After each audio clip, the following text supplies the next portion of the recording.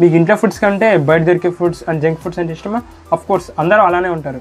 అయితే junk foods తింటే మన హెల్త్ పాడవుతుందని తెలిసినా ఇప్పుడు కాకపోతే ఎప్పుడు తింటాం అని తినేస్తూ ఉంటాం.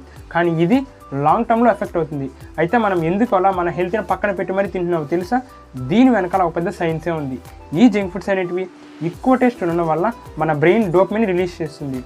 మనం రిపీటెడ్గా అదే ఐటెంని తినడం వల్ల ఈ డోపమైన్ ఆ ఫుడ్తో ఒక స్ట్రాంగ్ రిలేషన్ అనేది క్రియేట్ చేస్తుంది. అందుకనే మనం ఏదైనా ఒక పర్టికులర్ టైంలో ఒక జంక్ ఫుడ్ తింటూ ఉంటే మనం ఆ హ్యాబిట్ని అస్సలు ఆపలేం. కరెక్ట్గా ఆ టైం రాగానే వెంటనే మనకి క్రేవింగ్స్ అనేవి స్టార్ట్ అయిపోతాయి. అయితే ఈ క్రేవింగ్స్ రావడానికి రీజన్ కూడా డోపమైన్. ప్రీవియస్గా తిన్నప్పుడు వచ్చిన ఫీలింగ్ని గుర్తుకు చేసి ఒక మోటివేషన్ లాగా వర్క్ అయ్యి ఆ ఫుడ్ని తినేటట్లు చేస్తుంది. ఇలాంటి టేస్టీ ఫుడ్స్ తినడం వల్ల మన ఈ డోపమైన్ అనేది మన నార్మల్ స్టేట్ కంటే ఎక్కువ రిలీజ్ అయ్యి బేస్ లెవెల్ని క్రాస్ అవుతుంది. వన్స్ ఇలా జరిగితే మన డోపమైన్ సిస్టమ్ అనేది హ్యాక్ అయినట్లే. అంటే నార్మల్ అండ్ హెల్తీ ఫుడ్స్ మీద మనం ఇంట్రెస్ట్ని కోల్పోతాము. హెల్త్ కంటే టేస్టీకి ఎక్కువ ప్రయారిటీ ఇస్తాము. లాంగ్ టర్మ్ కంటే షార్ట్ టర్మ్ని ఎక్కువ చూస్ చేసుకుంటాం.